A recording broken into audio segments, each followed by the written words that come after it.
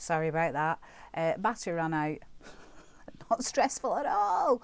So as we were saying, hopefully on an ongoing basis we're trying to get rid of those feelings of anxiousness and stress, or maybe look to buying a new phone at last. But sometimes we're not able to do that for whatever reason. And then again, on top of that, sometimes the universe sends something at us, like a bolt, if you will, that quite often can feel like it's pulling the rug from under us. So a lot of us, when we came into the new year and spring, we're probably already sitting on lots of things and juggling and trying to get rid of these feelings and experiences and whatnot. And then along came COVID. Yay. And let's be honest, most of us have not lived through a pandemic before. And most of us weren't expecting, even though we were hearing things, from the other side of the world on the news and whatnot. I think a lot of us, myself included, kind of felt like maybe we'll be okay. Maybe this will be a bad flu or whatever we were thinking. Very few of us, I think, were actually sat there in January, February, early March thinking, do you know what, in a few weeks, might not have a job, might not have this, might not be able to see my family, might be stuck in my bedroom or whatever. Very few of us, I think, were in that position. But that's exactly what happened. And within a day or two, things went from flipping heck, this could be serious maybe, but we're probably going to be all right, to as life as we know it, where again a lot of us were having to stop work, whether we wanted to or not. Some of us were having to go to work and put our lives literally on the line for other people.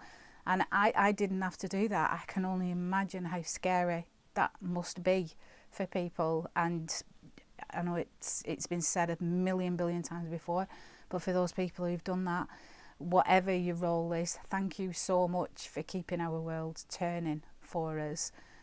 Somehow we will try and make it right for you.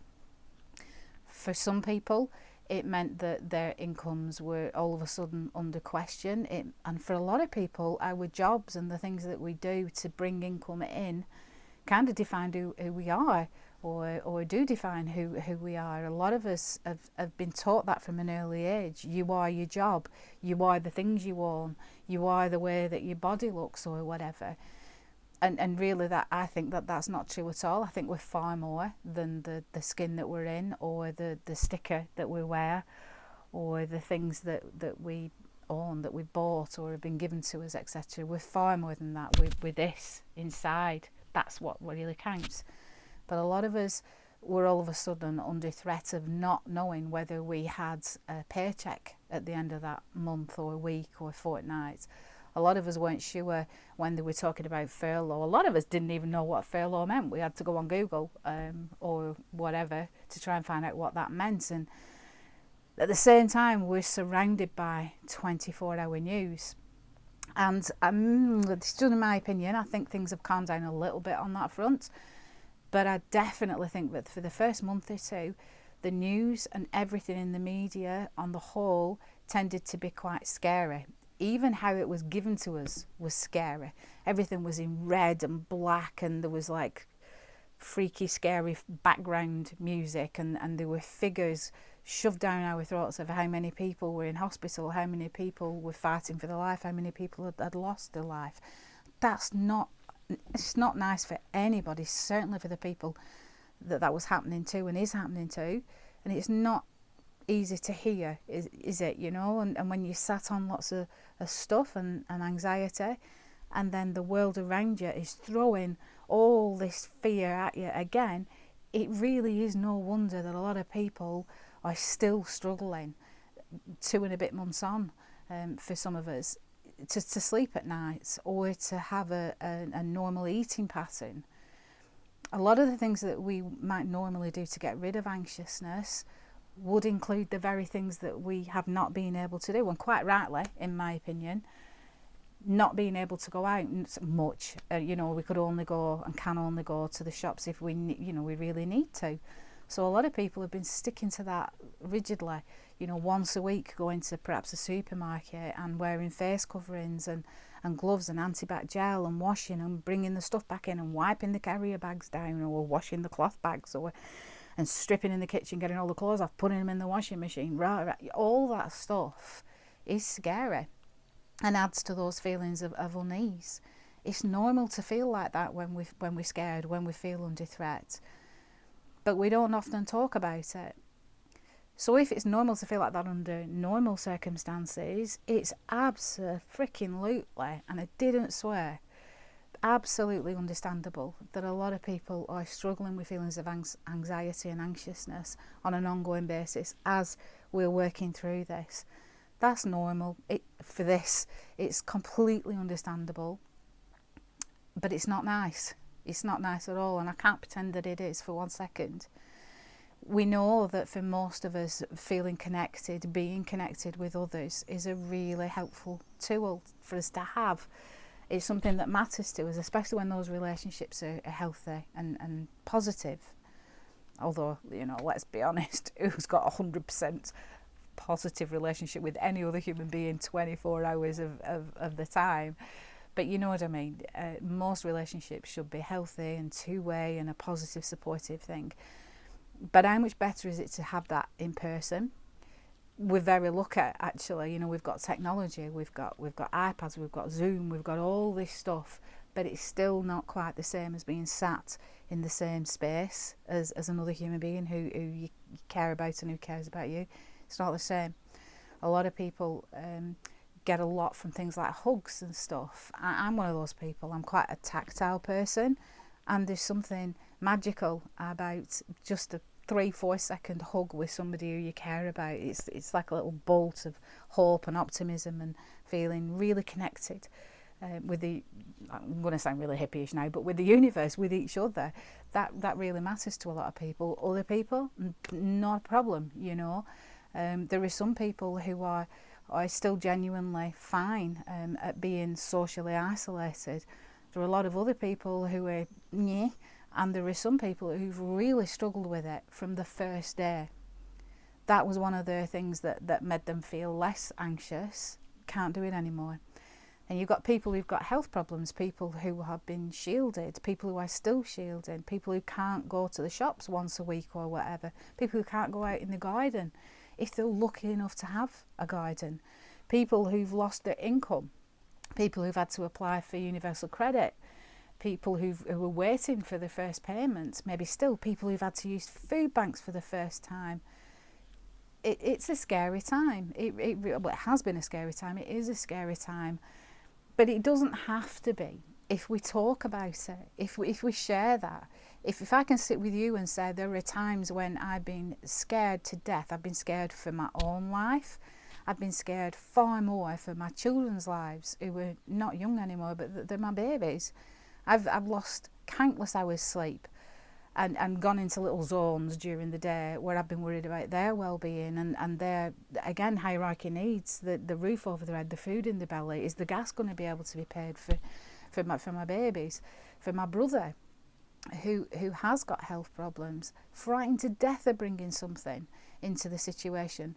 If I've been to the shops or the hardware or the post office hence me being like maybe a little bit OTT with the wiping everything down, etc. But I'm okay with that. But I've been there and I still get there sometimes. It isn't a straight line, this process, I don't think, for me or for anybody. This is going to take time. There's going to be waves. I know we've heard about things like a potential second wave for the virus, which there might be. But there are waves within any pandemic, within any crisis. There are times when we'll be struggling and we won't be able to sleep well, and we'll be constantly going over and over again. But what if? And things are bad enough, aren't they, without the what ifs?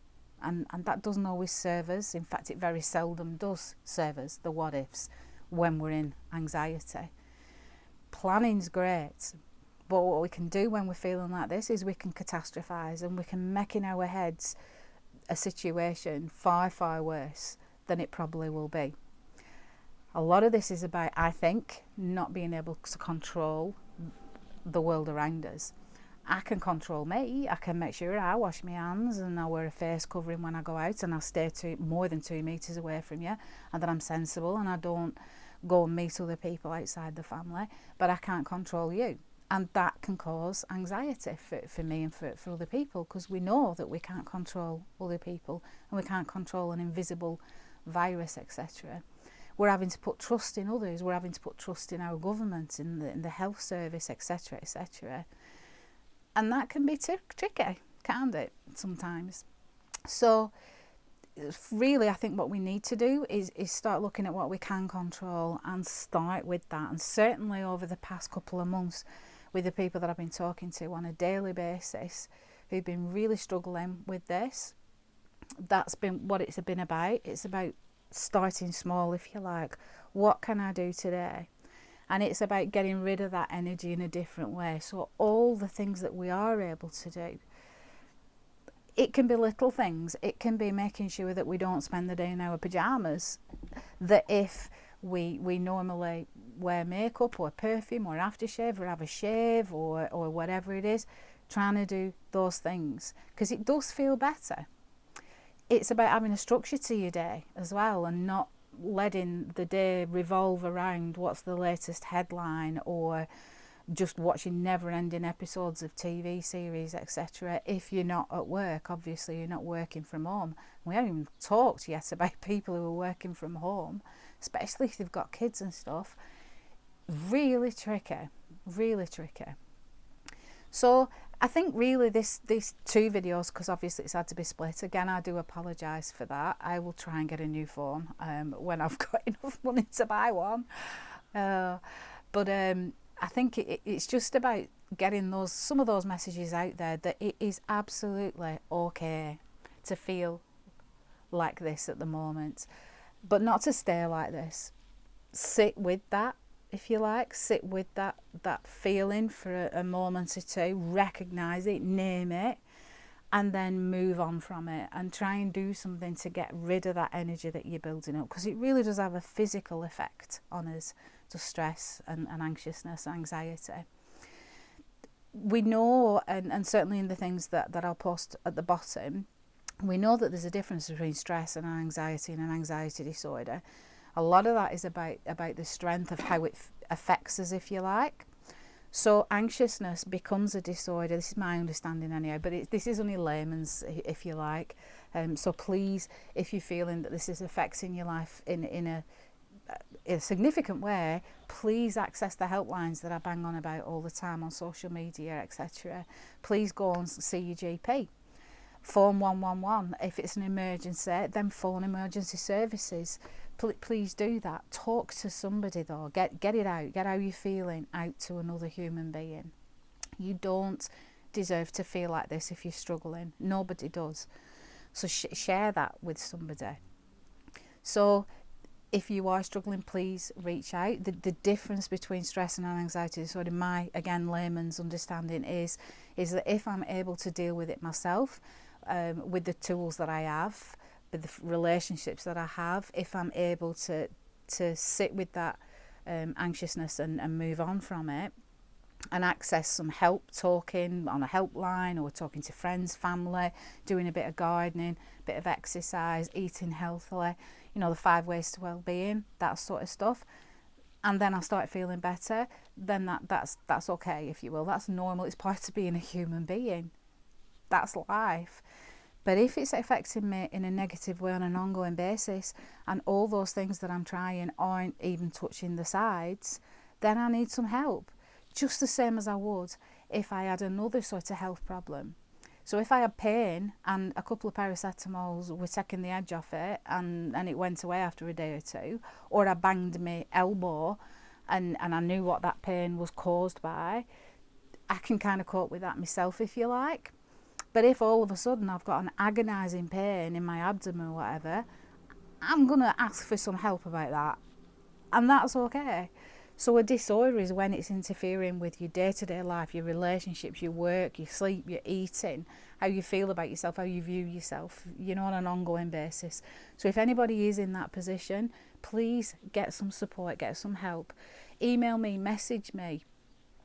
I will help signpost you. Speak out to somebody else that you know, that you care about, that you trust, or speak to your GP. There's lots of services around to support us. That's what they're there for in times like this and other times as well. But I genuinely believe that if more of us were able to cope with those sorts of feelings of anxiousness and stress on an ongoing basis in normal times, I know you're not supposed to use that word, but I'm gonna, then we would all have a more fulfilled and happy life. It is no surprise that in the times of the COVID virus that a lot of people are struggling, and I think that that's it's not a surprise, but it's not okay. It's not okay for me to think that there's one person sat in the house or the flat or the bedsit or wherever they are who are struggling with this, who are living in those feelings of fear. I don't like that thought at all. So please talk about it, get some support, get some help. Because if I'm feeling that way, I'd really like to reach out to somebody, and will, and have done, and will continue to do so. And I'd really like you to do the same. So please stay safe, and it's going to be okay. We're going to get through this. It will end. There is an end to this. And after, things are going to be better than they were before, I think, in a lot of ways.